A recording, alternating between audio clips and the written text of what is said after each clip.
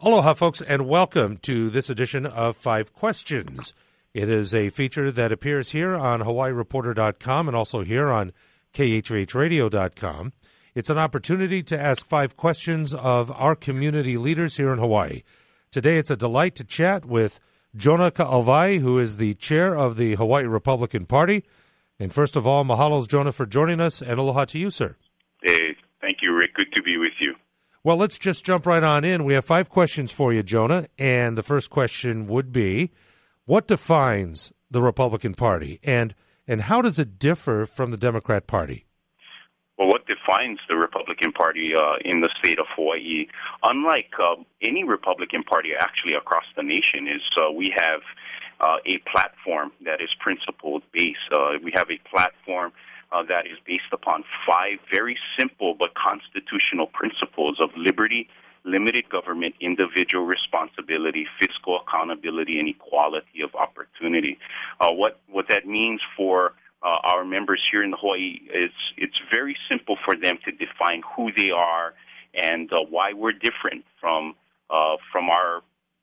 the Democrats and other organizations, other political organizations. We find ourselves to be very principle-based. We find within the Democrat Party there's a difference of opinion where there's factions internally within the party. Here in the Republican Party, we find ourselves all to be unified under a very simple core set of principles. So we're excited about that, and it's definitely helped us over the last 2 years grow tremendously. Question number two, Jonah, thank you for that, by the way. At the recent Hawaii Republican Convention, there were public reports that there might, be a struggle between factions who do support former Governor Linda Lingle and those who are looking for a new direction in the party. First of all, is this an accurate scenario? And if so, what are the implications for the party at large? Well, I don't. I think I'm somebody who supports Linda Lingle, and I'm, was reelected as the chairman of the Hawaii Republican Party. And I think what happened at the convention was something that was very good. There's a youthful movement going on within the Republican Party where we have lots of 20, 30, 40, 50-somethings, that brand new people to the Republican Party. And they're excited about getting down and getting down to business and working.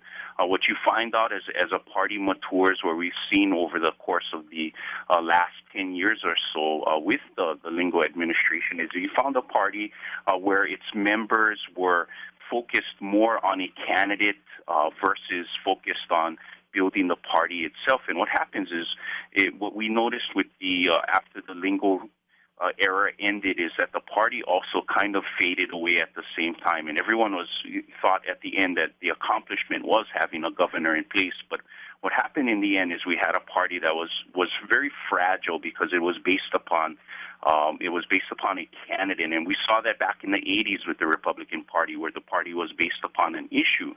So when you have a party that is based upon either an issue or a candidate, both of those things easily come and go.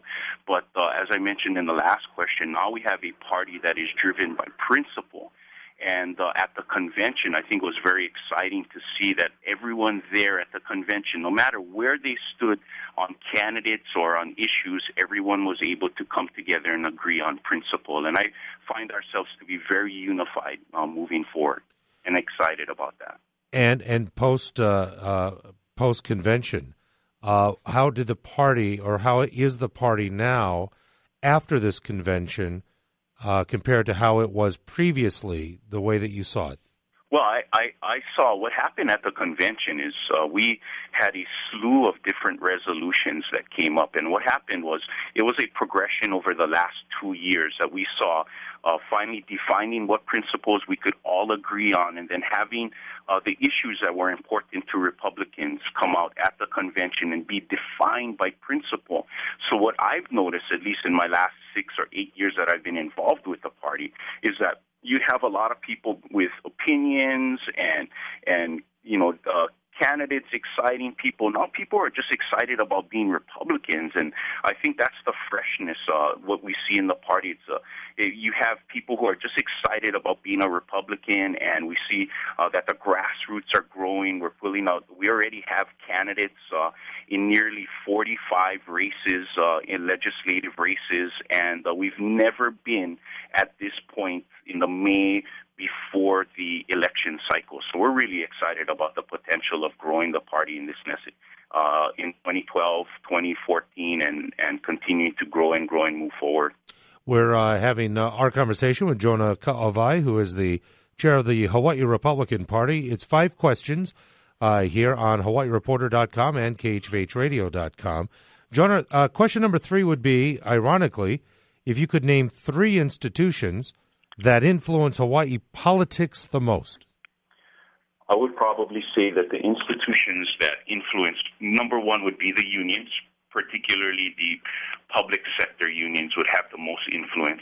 They are able to, with the mandatory dues that they charge their employees that work under them, HGEA, UPW, and other unions, HSTA, UPHA, and others, that they're able to accumulate a lot of money, which they use primarily for political influence. So I would say the unions are number 1. I would say big businesses in the state of Hawaii, as well as the big banks. So I'd say those 3: unions, big businesses, and the banks.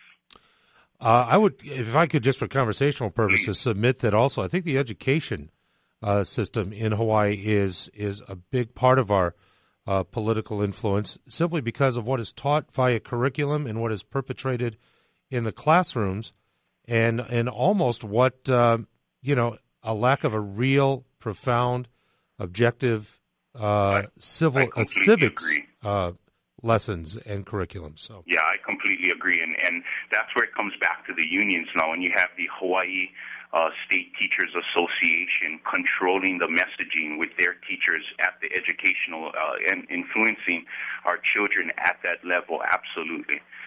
It affects the public in a tremendous way. But as I said in the first, I mean, the unions drive a huge influence, and especially over the electorate. When there's only out of the 1 million people who are eligible to vote in Hawaii, and 390,000 actually come out to vote on an annual basis. And if you look at it, we have 144,000 union workers, anywhere between 120 and 144,000 union workers, both public and private sector. And if you double that up with a wife, with a spouse, or with a child, you're looking at a 240 to 280,000 person voting block. And so you can say that the unions have the most tremendous, and they know who their membership is, and they know how to reach out and contact and move those people to vote in their direction. You mentioned big business. How do we define big business, and how do they influence politics? Well, big business, we got lots of big business here in the state of Hawaii, and I would define those as companies, very large companies that take in a lot of government money. Big businesses throughout the United States influence everything that we do.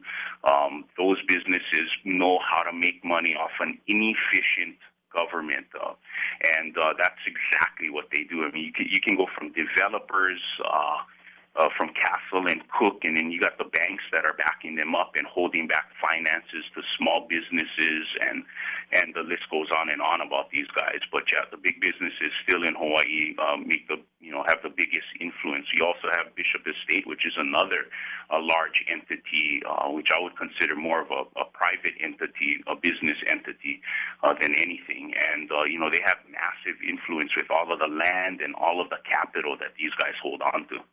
We're talking with Jonah Ka, auwai, who is chair of the Hawaii Republican Party. In the midst of our 5 questions, Jonah, as party chair, what is your central responsibility? And if it includes electing more Republicans, then what is the strategy to increase GOP representation? Well, indeed, as the Republican Party chair and as a party, the number 1 mission is to elect Republicans.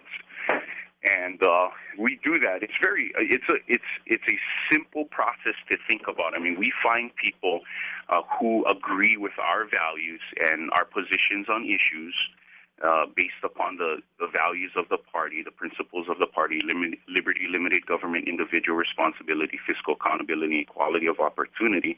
And we ask those people to get involved in the as being candidates, getting involved as grassroots leaders, and we were very successful in just using that strategy in the last election cycle. We had same-sex marriage or civil unions was a very important issue back then. We see the economy, taxes, regulation against small business and other things as are huge factors moving into this election cycle. And we see people coming through the door wanting to volunteer to be candidates coming into this election cycle. So it's you use Governor Abercrombie has been a great recruiter for the Republican Party, and with his liberal and he and the Democrats in the legislature have really helped us move the party and our agenda forward. Our fourth question out of 5, Jonah, would be: what is the dominant historic misrepresentation of Republicans here in Hawaii that is still invoked by opponents of the GOP? I think what the history of the Republican Party goes is, as the Republicans were the Lunas or were the plantation owners and the plantation managers way back in the plantation days. And I agree with a lot of what has been said, that they were terrible to the workers, and the companies, the Big Five, what they call the Big Five back then, were very evil, I'd like to say, to the workers. And the Republicans were the ones running the show. They were the big businessmen, the big business owners, and they were very, very bad to the workers. And I think what still carries over in some sense, even though the last plantations have since closed, is that there's this same ideal that the Republicans are bad and that they're the Lunas, and that still progresses. But we seem to see more and more people from the older days understanding that things have changed dramatically, where the only option people had back in the 1940s and 1950s, other than the plantation owners, was the Democrat Party. And I probably would have been a Democrat myself back then, knowing the situation that the Republicans were putting the workers under, or the Lunas, or these companies were putting in, and then they were all within the power structure of the Republican Party back then. So I think things have changed. I think over the course of the last 50 years, the same principles the Democrats fought for when they came back, when the 442nd and the 100th Battalion came back from war, I think those principles have been thrown to the side by the Democrat Party of today. And the only place you're going to be able to find that is in the Republican Party. And we find a lot of people either becoming independents now from Democrats or actually becoming Republicans. So we're excited about it. It's moving in our favor, and I think if we stick to principle, we'll get many, many more people from the plantation days, as well as the new generation, the next 2 or 3 generations that have come since the 1950s to be Republicans. We have 5 questions today with Jonah Ka, auwai, who is the chair of the Hawaii Republican Party, and we have arrived at question number 5, and that would be, Jonah, we have domination of Democrats in virtually all levels of governance here in Hawaii. Describe a Hawaii if Republicans were the majority party. Well, what we see in Hawaii right now is a governmental system where it has an overarching and imposes itself upon the people here in the state of Hawaii. We can see the inefficiency in government at the education level as the first place where you can see an incredible amount of inefficiency. We've seen government grow from the city and county level all the way up to the state level. We've seen an incredible increase. And as well as our representation in Congress, we've seen so much dependency upon federal dollars come into the state of Hawaii. In order to be able to see a clear future for Hawaii, you have to understand where we're at today. and to see that on the federal level, the federal dependency that we have there, on the state level, the growth in the size of government.